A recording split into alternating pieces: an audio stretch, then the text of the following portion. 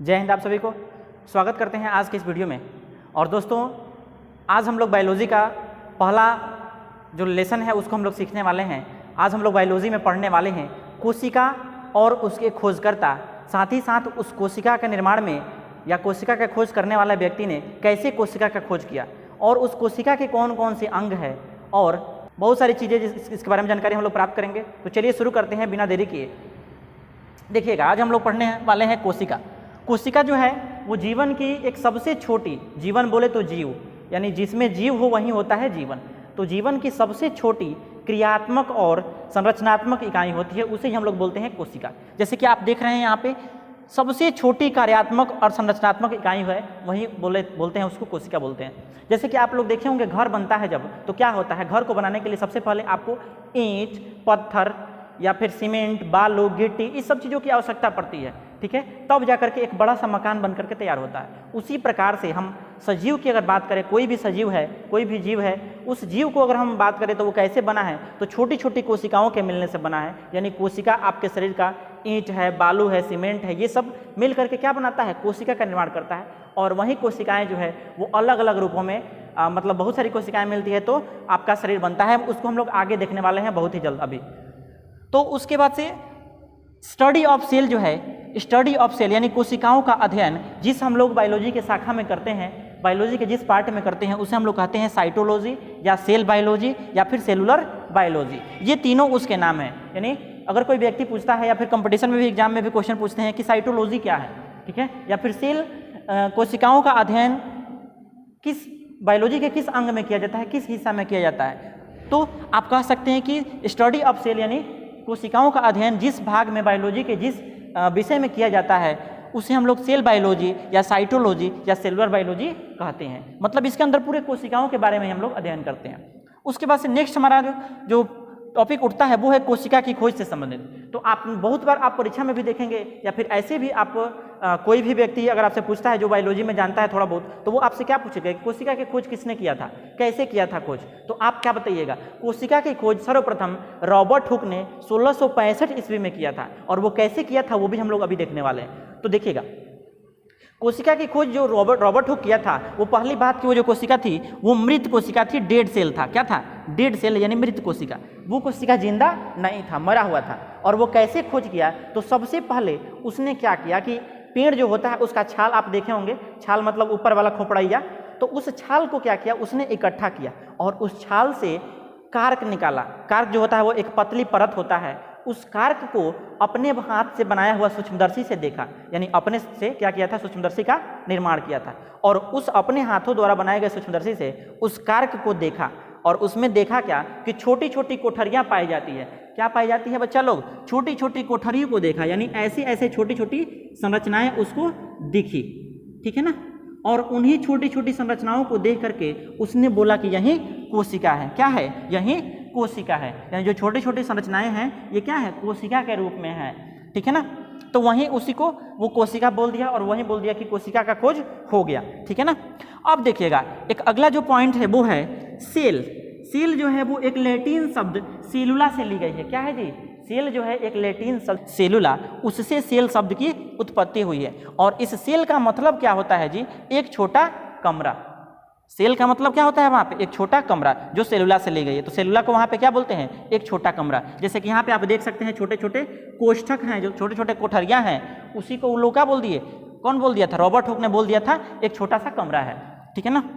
अब देखिएगा, अगर हम, ये तो डेड सेल की बात हुई थी, मृत कोशिका। अगर हम बात कर ले जीवित कोशिका की, यानी ऐसी कोशिका जो जिंदा है, जो हमारे शरीर में है, वो सारे जीवित कोशिकाएं हैं। आपको पता होना चाहिए कि जब आप एक बार ऐसे उंगली दबाते हैं, चाहे आप पैर रखते हैं, तो पैर के अंदर या फिर ऐसे ही हजारों लाखों करोड़ों कोशिकाएं मर जाती है एक साथ, ठीक है ना। तो वो सारी जिंदा कोशिकाएं हैं, जीवित कोशिकाएं हैं। मृत कोशिकाएं कौन सी है, जैसे नाखून की कोशिकाएं हैं, ठीक है ना, जो ऊपर जो ये निकल जाता है नाखून, जिसको हम लोग काटते हैं तो वो मर गई होती है, ठीक है ना। मतलब ये करोड़ों अरबों कोशिकाएं हैं। इतना अगर हम काट दे तो इसमें अरबों खरबों कोशिकाएं आपको मिल जाएंगी। मतलब ये पूरी संरचनाएं कोशिकाओं के, बहुत सारी कोशिकाओं के मिलने से बना हुआ है, ठीक है ना। अब देखिएगा, ध्यान से देखिएगा, तो एक छोटा सा कमरा हो गया। जीवित कोशिका की खोज की बात करें, जीवित कोशिका की खोज तो उस मतलब जिंदा कोशिका की खोज किसने किया था, एंटोनी वान ल्यूवेनहाक ने। एंटोनी वान ल्यूवेनहाक, ठीक है। ये थोड़ा सा अजीब अजीब सा नाम होता है उन लोगों के, जो इंग्लैंड वाला है इंग्लिश में, उन लोगों का नाम है ये सब, ठीक है ना।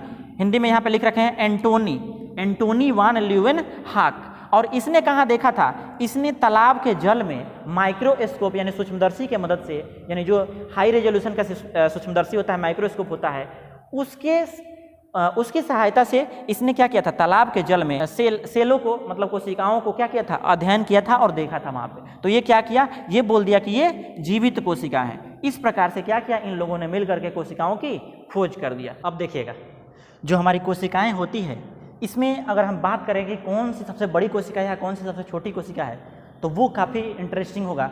वो एग्जाम में भी पूछ सकता है, या फिर ऐसे भी आपको अगर पता होगा तो काफ़ी नॉलेजेबल होगा, आपके लिए काफ़ी जानकारी वाला है। तो सबसे मानव में सबसे छोटी कोशिका की बात करें, सबसे छोटा मानव में, यानी सबसे छोटा मानव में कोशिका होता है, वो होता है स्पर्म का, ठीक है ना। स्पर्म का सबसे छोटा मानव में कोशिका होता है। और मानव में सबसे बड़ा कोशिका की बात करें, यानी मनुष्य में सबसे बड़ा कोशिका, तो वो फीमेल के अंडाणु में होता है। ये मेल में स्पर्म पाया जाता है और फीमेल में अंडाणु, जिसको हम लोग बोलते हैं ओवम, ठीक है ना। तो ओवम का जो साइज होता है वो सबसे बड़ा होता है कोशिका की बात करें अगर तो, ठीक है ना। तो मानव में यानी फीमेल में अंडाणु सबसे बड़ा होता है। उसके बाद से मानव में सबसे लंबा, देखिए लंबा और चौड़ा दोनों में अंतर होता है। जैसे अगर हम लंबाई की बात करें तो ट्रेन बहुत लंबी है, तो ये क्या हो गया? लंबाई हो गया। लेकिन घर बहुत चौड़ा है, ठीक है, या घर बहुत बड़ा है, तो बड़ा में और लंबाई में दोनों में अंतर है, ठीक है ना।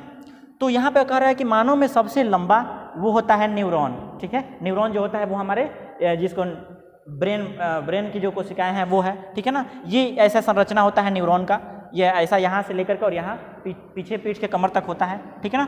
तो ये न्यूरॉन का संरचना है। ये क्या है? सबसे लंबा कोशिका है, ठीक है।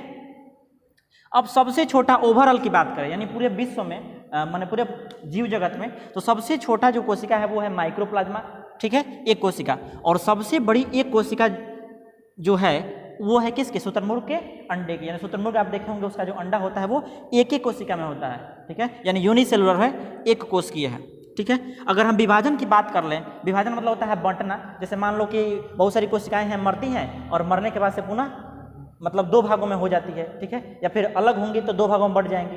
तो बहुत सारी कोशिकाएं हैं वो अलग होकर के मर जाती है, ठीक है, या फिर बढ़ जाती है, दो भागों में, तीन भागों में मर जाती है। सबसे तेज जो विभाजन होता है वो होता है लीवर में।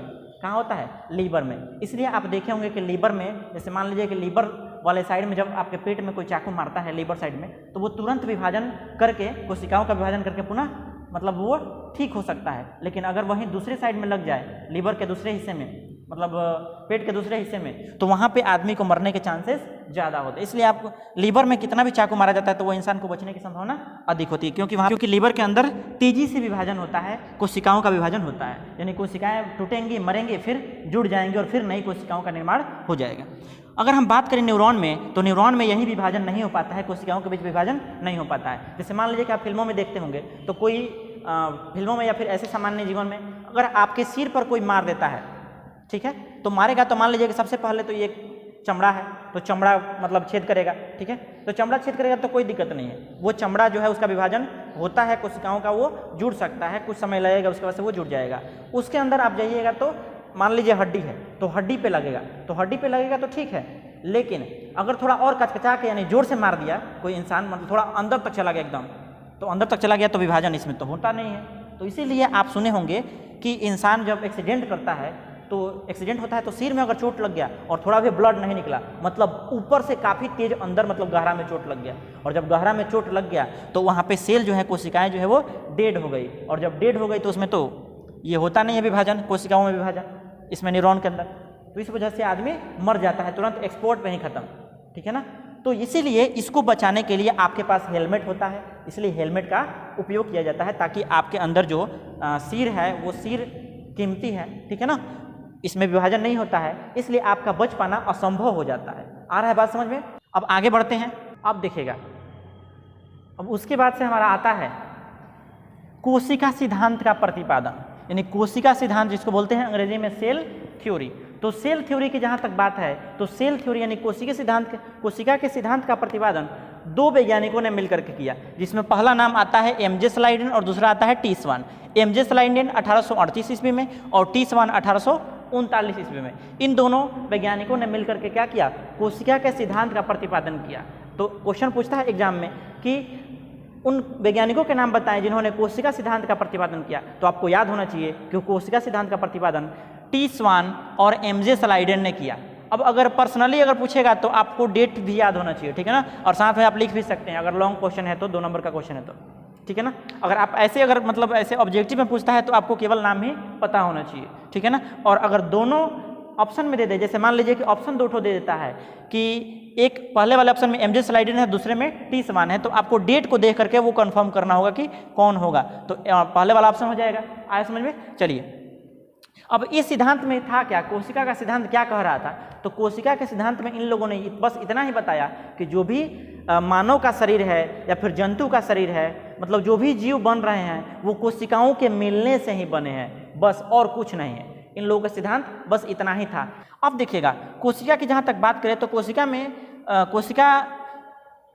आप देखिएगा तो एक तो डीएनए जिसको हम लोग सेंट्रल बोलते हैं, क्या बोलते हैं? न्यूक्लियस, ठीक है ना। तो कोशिका के सेंटर में न्यूक्लियस पाया जाता है और इस न्यूक्लियस के अंदर डीएनए पाया जाता है। डीएनए जो होता है उसके बारे में हम आगे पढ़ेंगे। डीएनए जो होता है वो आपके गुणों को, जो पैतृक गुण जिसको हम लोग बोलते हैं, ठीक है ना, उस गुणों को एक जीव से दूसरे प्रजाति में मतलब पैतृक गुणों को ट्रांसफर करता है, ठीक है ना। मतलब जैसे मान लीजिए कि आपके दादाजी हैं तो आपके दादाजी हकलाते हैं, तो जो लड़के हैं उनके मतलब आपके पिताजी वो भी हकलाएंगे, ठीक है ना। तो ये क्या करता है? डीएनए ट्रांसफर करता है। बहुत सारे गुण हैं जो पीढ़ी दर पीढ़ी स्थानांतरित होती जाती है, वो डीएनए का कमाल होता है। मैं आगे आपको बताऊंगा, ठीक है ना।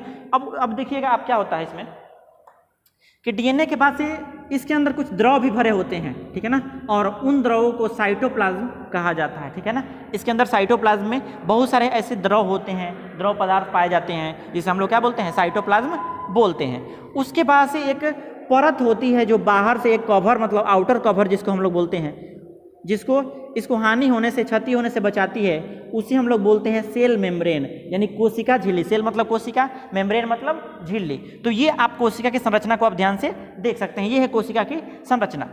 अब देखते हैं कि कोशिका जो है वो कैसे कैसे बॉडी का निर्माण करता है। जैसे मैंने शुरू में आपको बताया था कि कैसे अंग बनते हैं, शरीर बनते हैं, उसके बाद से आगे बनते हैं। सबसे पहले जो कोशिका है वो बहुत सारी कोशिकाएं मिलती है तो उत्तक बनाती है। क्या करती है? बहुत सारी जब कोशिकाएं मिलाएंगे आप मिलेंगे तो क्या बनती है? उत्तक बनती है। एक कोशिका को आप ऐसे देख नहीं सकते हैं, ठीक है ना। कोशिका जो होता है वो माइक्रोस्कोप की सहायता से उसको जूम करके बड़ा करके देखा जाता है। रेजोल्यूशन हाई करके आप देखेंगे तो वो दिखाई देगा। आ रहा है समझ में? अब देखिएगा टिश्यू जो है वो कोशिकाओं के मिलने से बनती है, ठीक है ना। यानी बहुत सारी कोशिकाओं को आप मिलाएंगे तो उससे हम लोग बोलते हैं उत्तक, ठीक है ना। कोशिकाओं के समूह को क्या कहते हैं? उत्तक कहते हैं। अंग क्या होता है? उत्तकों का समूह होता है। क्या होता है? उत्तकों का समूह होता है अंग। यानी बहुत सारे जब उत्तक मिलेंगे तब बनाएंगे अंग। जैसे मैं बोलूं कि हाथ बनाना है तो हाथ बनाने के लिए क्या होंगे? बहुत सारे छोटे छोटे उत्तक मिले होंगे तब जाके ये हाथ पूरा यहाँ तक बन के तैयार होगा, ठीक है ना। अंग बन गया, उत्तकों के मिलने से बनता है अंग। अब देखिएगा अंगों के समूह को अंग तंत्र कहते हैं। ऑर्गेन सिस्टम, सिस्टम मतलब तंत्र। तो अलग अलग अंग है, अंगों को मिलाए तो अंग तंत्र बन गया, और अंग तंत्र को मिला दिए पूरा तो वो बन गया ऑर्गेनिज्म, शरीर बन गया। उसके बाद से ऑर्गेनिज्म को अगर आप मिलाते हैं, शरीरों को मिलाते हैं, मतलब बहुत सारे शरीर अगर हो गए, अलग अलग लोगों के शरीर हो गए तो वो क्या बन जाएगा बाबू? पॉपुलेशन बन जाएगा। क्या हो जाएगा? पॉपुलेशन। तो इस प्रकार से हम लोग इसमें सीखा कि कोशिका जो है वो कैसे जनसंख्या का निर्माण करता है, ठीक है ना। आशा करते हैं कि ये वीडियो समझ में आया होगा। अगले वीडियो में हम लोग इसके नेक्स्ट पार्ट के बारे में बात करेंगे। तो मिलते हैं नेक्स्ट क्लास में। जय हिंद।